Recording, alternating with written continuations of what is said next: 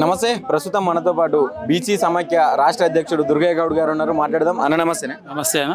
నా ఇప్పుడు అనేక విద్యా సమస్యలు ఉన్నాయని చెప్పి విద్యార్థులందరినీ కూర్చోబెట్టి సమరబేరి మోగిస్తూ ఉన్నారు. కానీ విద్యా సమస్యలు ఎవరికి చెప్పుకోవాలి? తెలంగాణ రాష్ట్రంలో ఇప్పుడున్నటువంటి కాంగ్రెస్ ప్రభుత్వంలో విద్యాశాఖ మంత్రి లేడు కదా.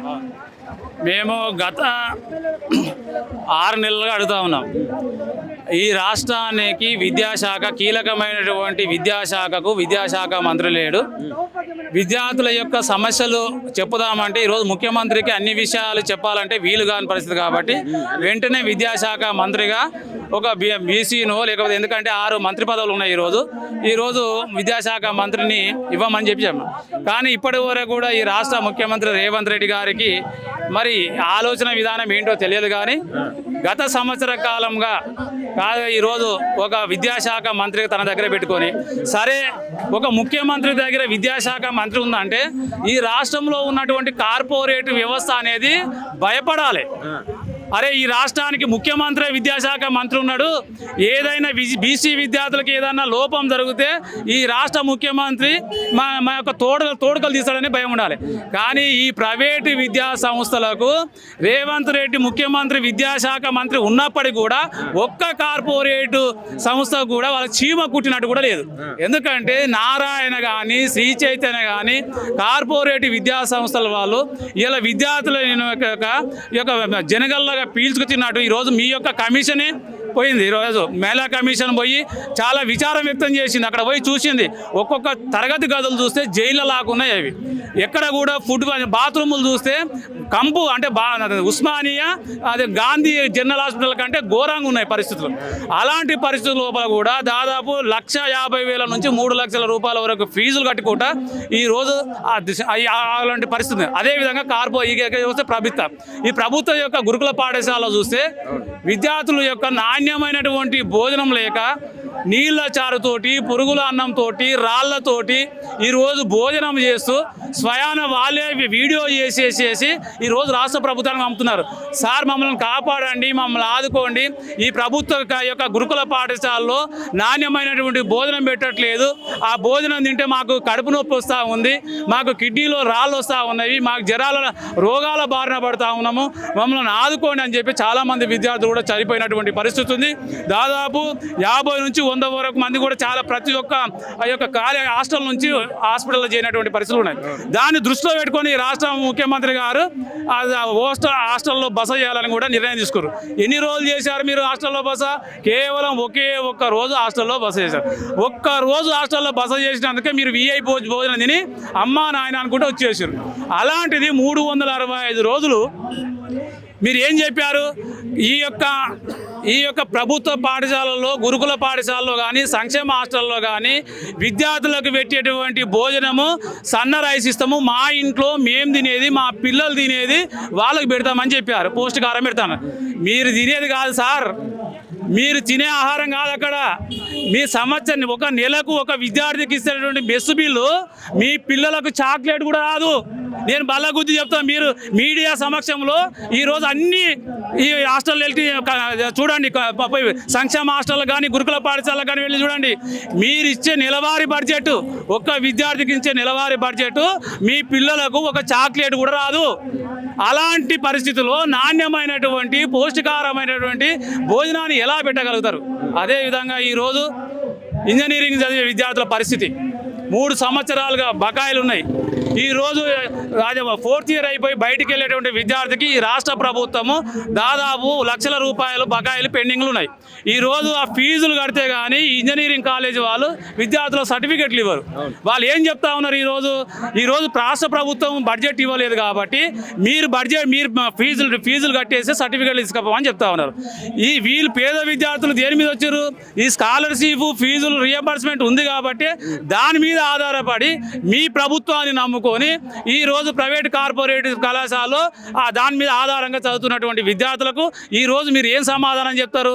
ఈరోజు కనీసం బడ్జెట్ లేకపోతే మీరు భరోసాను ఇవ్వాలి కదా, కార్పొరేట్ కళాశాలకు భరోసా ఇవ్వాలి. మేము ఈ డేట్ వరకు మేము ఇస్తాము, ఎక్కడ కూడా విద్యార్థులను కూడా మీరు ఫీజులు వసూలు చేయకండి, బలవంత పెట్టకండి, వాళ్ళని హింసించకండి అని చెప్పాలి. కానీ ఎక్కడ కూడా కార్పొరేట్ విద్యా సంస్థలకు ఇంజనీరింగ్ కాలేజీలకు ఇప్పటి వరకు ఎలాంటి నోటీసు ఇవ్వలేదు, ఎలాంటి చెప్పలేదు. అంటే రాష్ట్ర ముఖ్యమంత్రి గారు ఏంటి ఉద్దేశం ఏంటి అంటే పేద విద్యార్థులు చదువుకోవద్దా?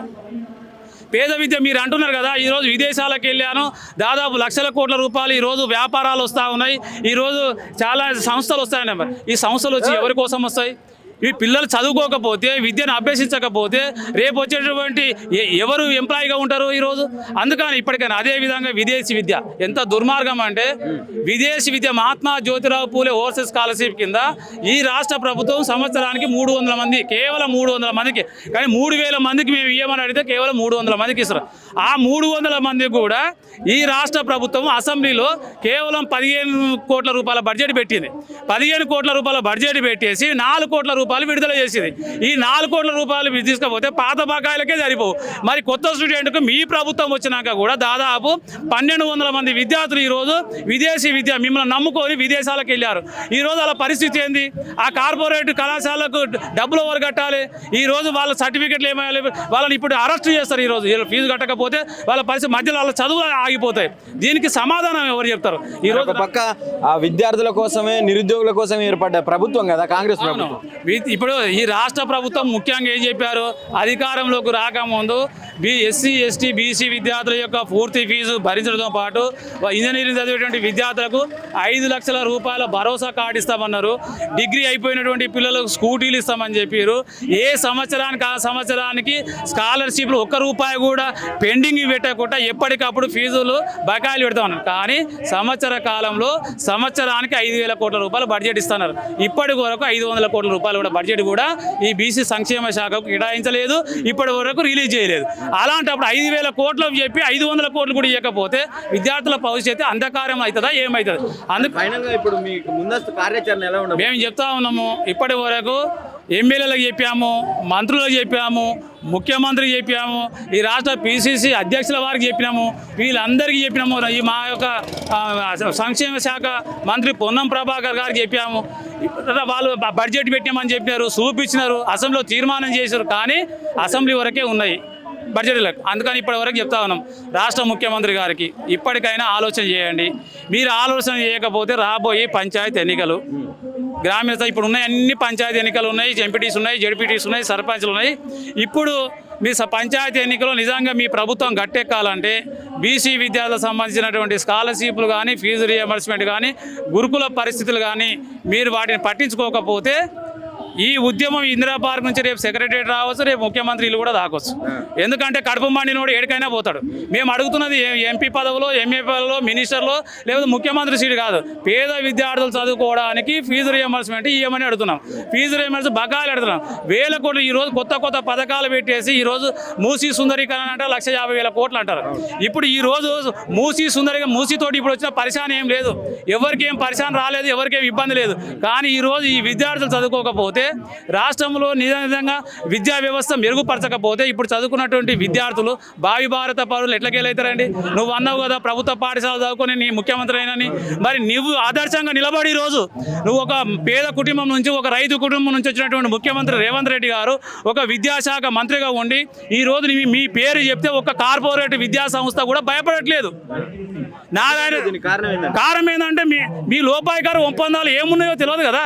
ఈ కార్పొరేట్ విద్యా సంస్థలకు ఈ రాష్ట్ర ప్రభుత్వానికి ఉన్నటువంటి ఒప్పందం ఏంది?